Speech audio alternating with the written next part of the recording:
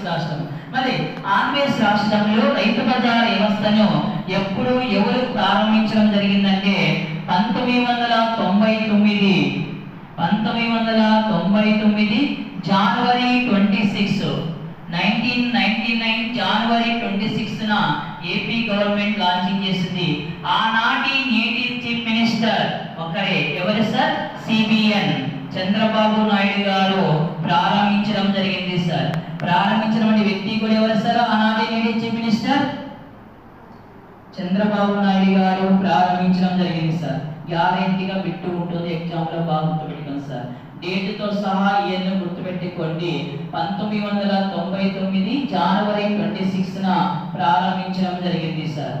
సరే, మళ్ళీ రైతు బజార్ ఎగ్జాంపుల్, ఒక రైతు బజార్ పేరు చెప్పండి సార్. టెక్స్ట్ బుక్ ఇచ్చాడు, అది కూడా మన ప్రాంతం ఇచ్చాడు, ఈ సిటీని ఇచ్చాడు. ఆ సిటీ పేరులో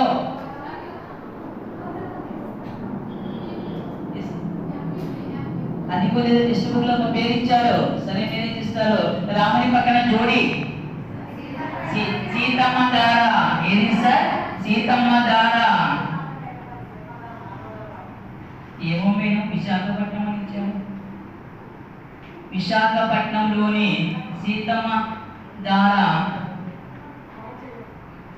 సీతమ్మ దార అని తీసుకోవచ్చు, ఒకటి తీసుకోవచ్చు. ఇంకోటి కూడా ఎగ్జాంపుల్ అదనని చెప్తాను, రాసుకోండి. ఇంకోటి తీసుకుందాం, ఇంకోటి రాసుకోవచ్చు.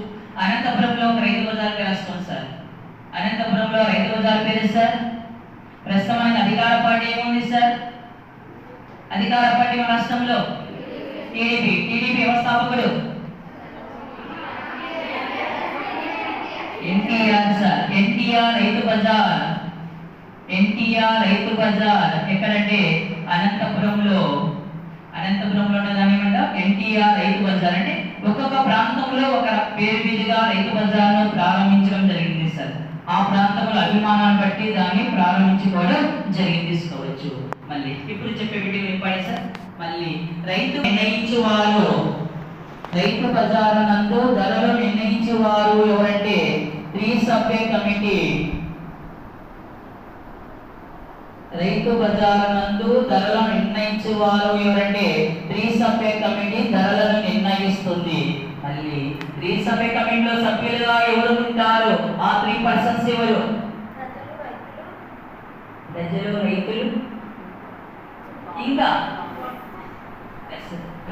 ప్రభుత్వ ఉద్యోగి 1 పర్సన్, గవర్నమెంట్ ఎంప్లాయీ. ప్రభుత్వ ఉద్యోగి ఒకరు.